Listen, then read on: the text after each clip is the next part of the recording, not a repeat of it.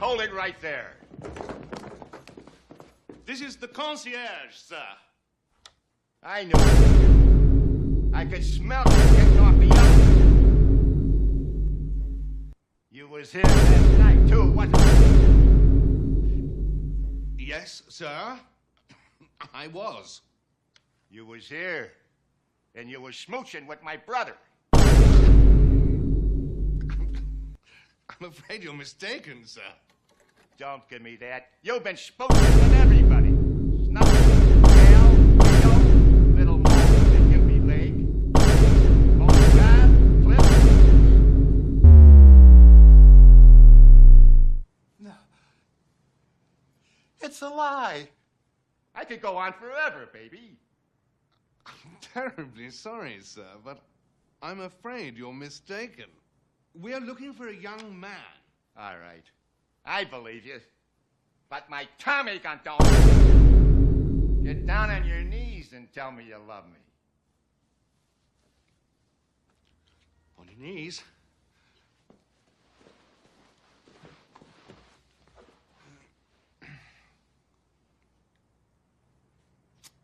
I love you. You gotta do better than that. I love you. Maybe I'm off my hinges, but I believe you. That's why I'm gonna let you go. I'm gonna give you to the count of 3 to get your lousy, lying, low, four-flushing carcass out my door.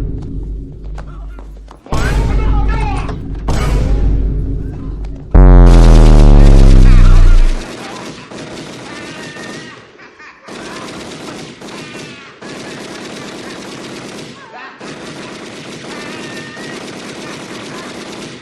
3. Merry Christmas, filthy animals. All right, the inside of the treehouse is finally finished. Great work, Leo. It looks awesome. I can't wait to bring the whole chess club up here. We'll have a treehouse tournament. Not so fast. If we're gonna share the treehouse and keep it clean like Dad said, we'll need some ground rules. Ground rules? How about every week we make a schedule of who gets to use it? I call afternoons. Every afternoon? How is that fair? It's fair because I was the one who helped Dad build it. But what does that have to do with making rules? It means I worked hard, so I should be the one making them, not you. My own rules. I can taste the power. Oh boy, I think we're gonna need some help.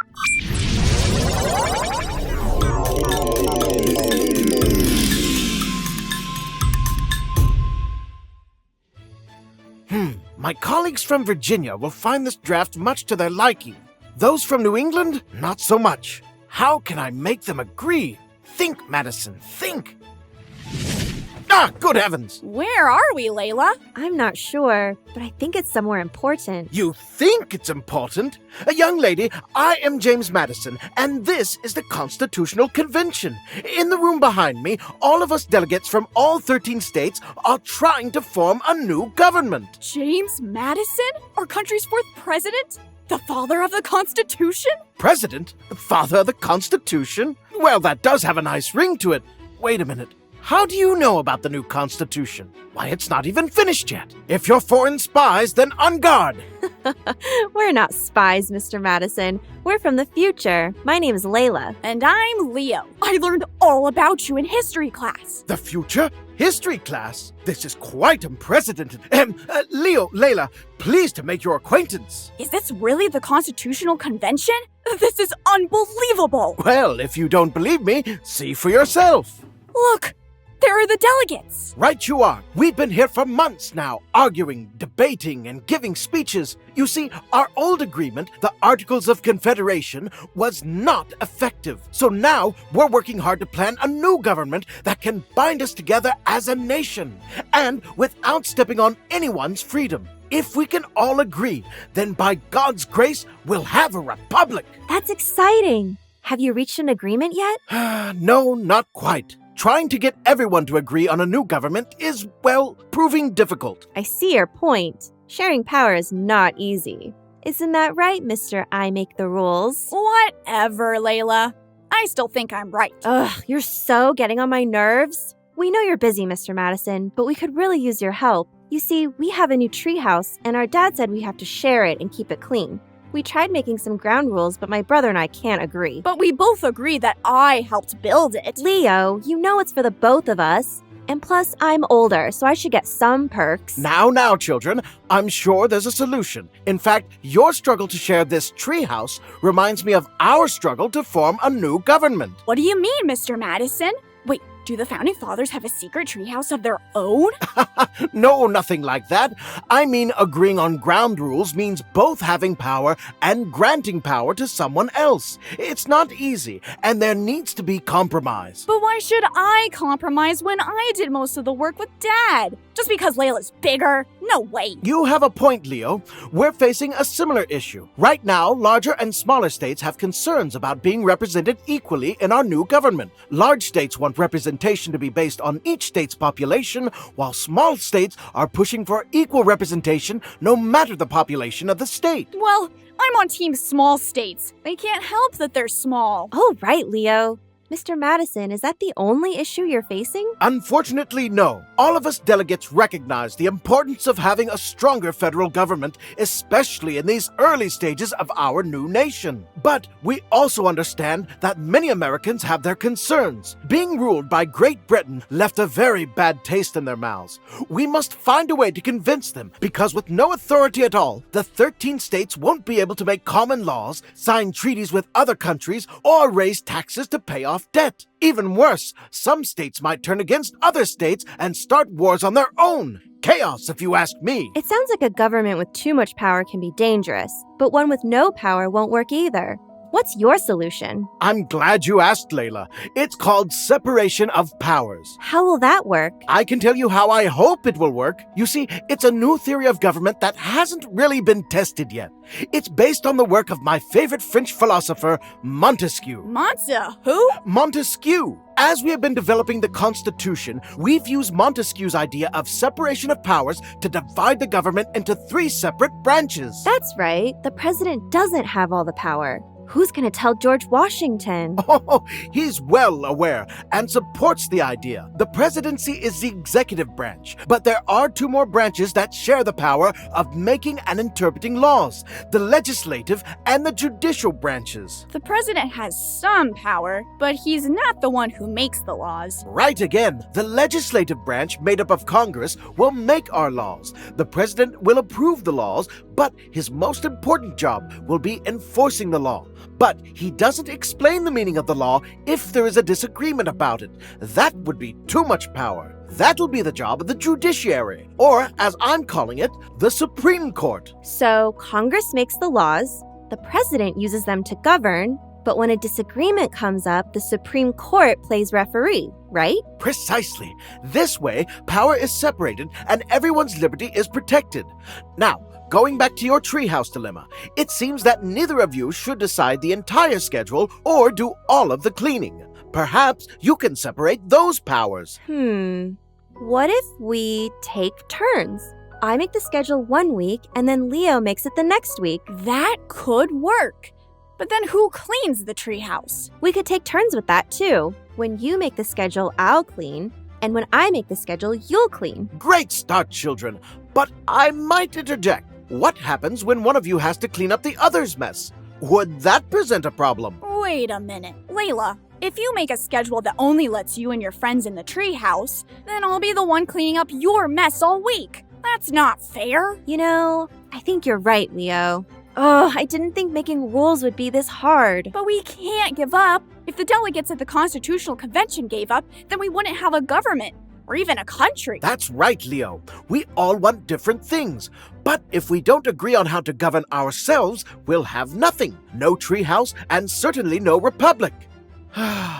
I've been working for weeks on this draft of the Constitution, but I still don't know how I'm going to get every state to ratify it. Doesn't everyone like your plan for 3 branches of government? Not everyone. Some worry that one branch of government will grow more powerful than the other 2 over time. I've been thinking hard about that objection, but I don't have an answer. Sounds like we both could use some help.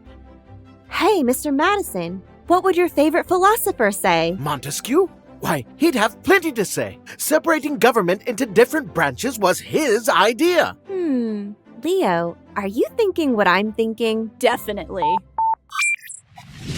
Ah! Mon Dieu! What on earth just happened? So sorry to have bothered you, sir. My name is Leo, and this is my sister Layla. We're from the future, which is where you are now. Philadelphia, Pennsylvania in 1787. The future? You are time travelers? That's incredible. And that's not all. Mr. Montesquieu, meet James Madison, a future president of the United States. Well, this is quite unprecedented. It's an honor to meet you, Baron de Montesquieu. Ah, and likewise, Monsieur Madison. I have to say, I'm a huge fan of your work. But you're probably wondering why we've initiated your visit. You see, in 1776, the 13 British colonies in North America fought a war against England and won our independence. I myself represent the former colony of Virginia. We're trying to form a new American government based on your ideas. Wait. The colonies in America win a war against England? Incroyable.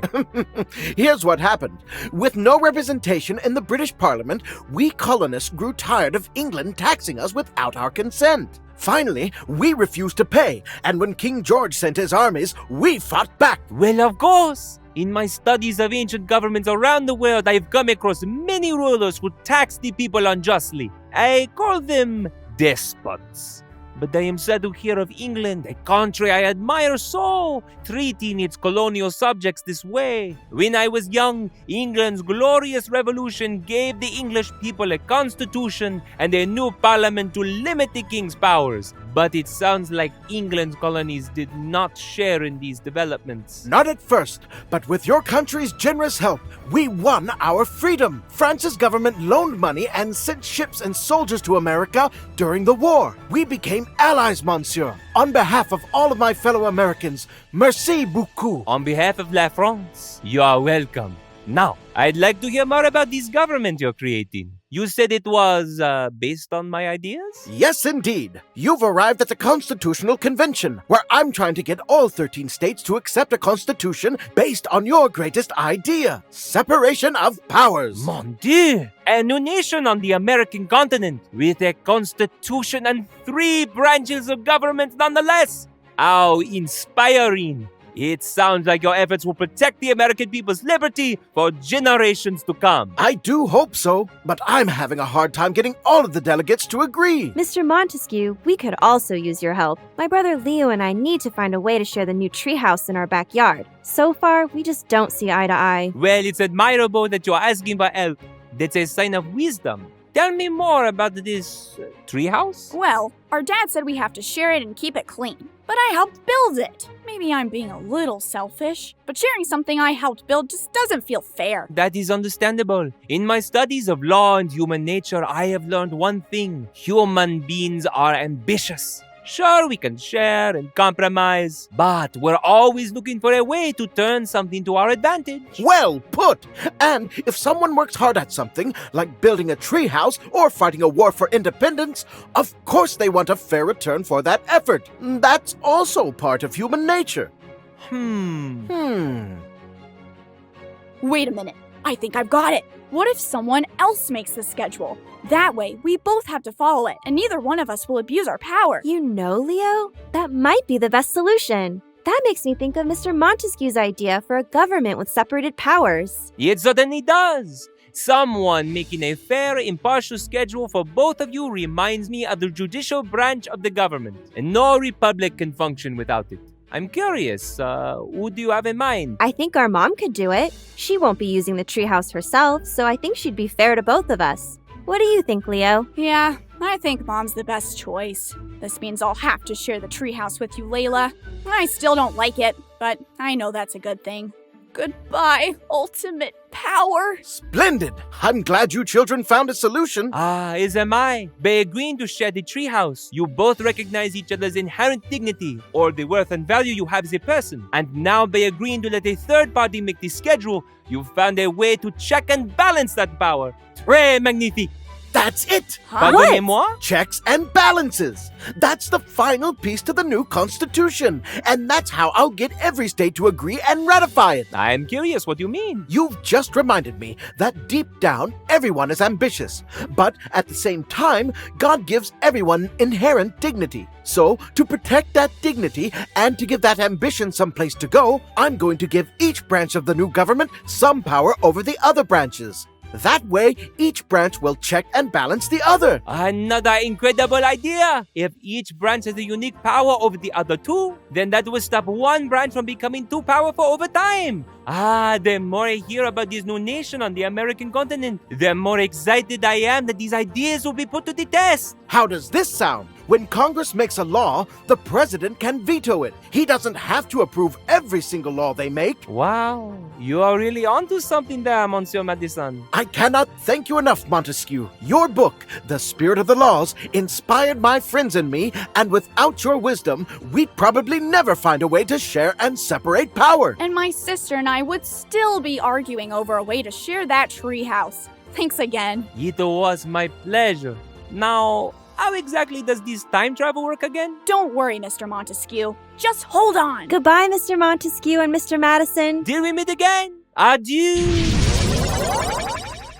Well, kids, I'm honored that you asked me to be your treehouse scheduler. How did you come up with that idea? Well, just like the three branches of our government, we don't want either one of us to have too much power. So we decided to give that power to you. How thoughtful. But don't think I'll be the one cleaning up after you. Of course not. Layla and I agreed that whoever uses the treehouse will clean it up when they're done. Perfect. Layla, it's very generous of you to let your brother and his chess club have the treehouse for the first week. Well, by helping Dad, I think Leo earned it. Treehouse chess tournament, here we come. On guard. Thank you for time traveling with Leo and Layla. PragerU Kids really cares about teaching American values and history to awesome kids like you. So watch more at PragerUKids.com. And parents, don't forget to subscribe.